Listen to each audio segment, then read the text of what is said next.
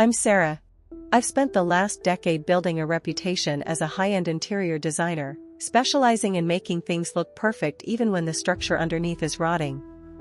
I lived in a sprawling, glass-walled house in the suburbs with my husband, James, believing that our shared success was the result of a loyal partnership.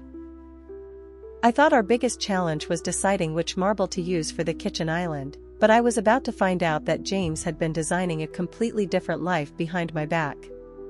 Before this story unfolds, I'd love to connect with you. Please let me know in the comments where you're watching from and what time it is in your corner of the world. It's amazing to see how far these stories can travel. Building a foundation on sand. My life was a series of carefully curated moments. As an interior designer, I knew how to hide flaws with the right lighting and a coat of premium paint. James was the same, but his medium was real estate. We were the power couple of our social circle. He built the luxury condos, and I designed the interiors. We had been married for 8 years, and from the outside, it looked like we had won the game of life. We hosted charity galas, drove matching European cars, and talked about a future that stretched out into a horizon of even more success. James was charismatic, the kind of man who could walk into a room and make everyone feel like they were the only person that mattered. I loved that about him, or at least, I loved the version of him that I thought was real. Our foundation seemed solid, built on years of late-night brainstorming sessions and mutual support. But looking back, I realized the cracks were already there. He started staying later at the office, claiming the new Skypoint Tower project was draining him. I believed him because I wanted to. I trusted the man I had helped build from a junior developer into a mogul. I didn't realize that while I was busy picking out fabrics for our home, he was picking out a life that didn't include me. A midnight notification and a web of deceit. The first real crack appeared on a Tuesday night. James was in the shower, and his phone, which usually never left his sight, was buzzing incessantly on the nightstand. I usually respected his privacy, but the sheer volume of notifications made me worry there was an emergency with his mother. I picked it up, and my heart dropped. It wasn't his mother. It was a series of messages from a woman named Maya, a marketing coordinator at his firm. "I can't wait for our weekend at the beach house," one read. Another said, "I miss your touch already." The world seemed to tilt on its axis. I felt a cold chill wash over me as I scrolled through months of messages. It wasn't just a fling, it was a parallel universe. He had bought her gifts using our joint account, disguised as business expenses. He had taken her to the very restaurants where we had celebrated our anniversaries. The man in the shower, singing a popular tune, was a stranger. I put the phone back exactly where it was, my hands shaking, and realized that the person I had shared a bed with for 8 years was a master of disguise. The secret keys to a second home. I didn't confront him immediately. I needed more than just text messages, I needed the full picture. A few days later, while James was at a late-night meeting, I went through his gym bag. Tucked inside a hidden lining, I found a set of keys I didn't recognize.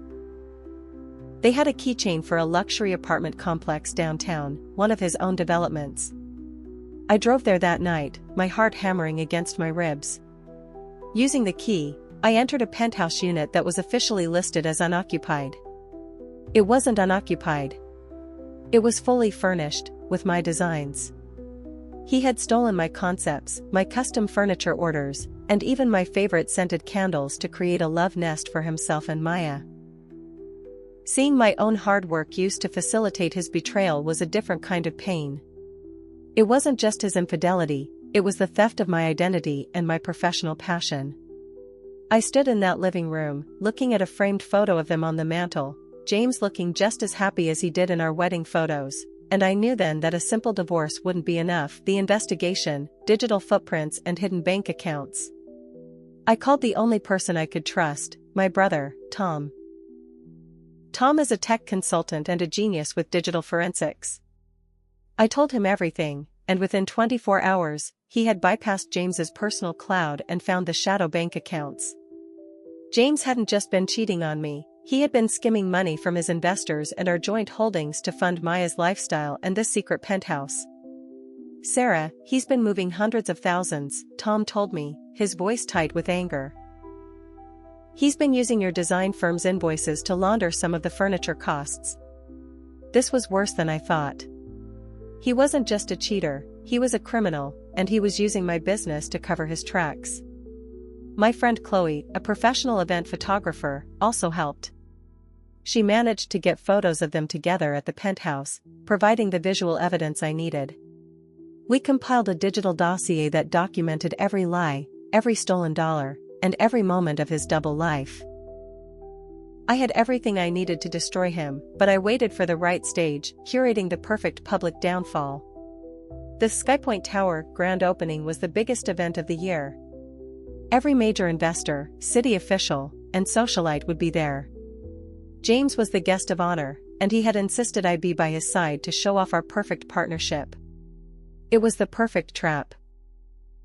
I spent the weeks leading up to the event acting the part of the doting wife, while secretly working with Tom and Chloe to prepare a presentation that would change his life forever. I told James the first had prepared a special tribute video to showcase his journey with Skypoint. He was so arrogant, so convinced of his own brilliance, that he didn't even ask to see it. "I trust your eye, honey," he'd said with that fake smile. I also made sure Maya was invited, telling James it would be good for office morale. I wanted her to have a front row seat to the collapse of the man she thought was her golden ticket. I felt a strange, cold calm as the day approached. I wasn't Sarah the victim anymore, I was Sarah the architect of his ruin, the grand opening where everything collapsed. The ballroom was shimmering with crystal and gold. James stood on the stage, basking in the applause of 300 people. He gave a speech about integrity, vision, and family values.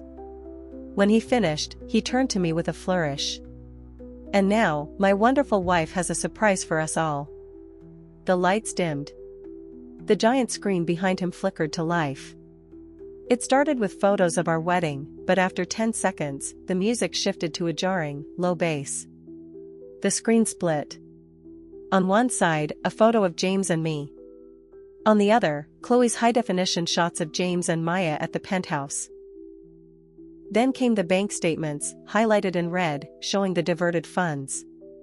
The room went silent, the kind of silence that rings in your ears. James froze, his face turning a sickly shade of gray. I walked up to the microphone, looked him dead in the eye, and said, "The foundation was built on lies, James. And tonight, the building comes down." I walked off the stage as the murmurs turned into a roar of scandal. The cost of betrayal and the value of freedom. The fallout was instantaneous. Investors pulled out of Skypoint within 48 hours.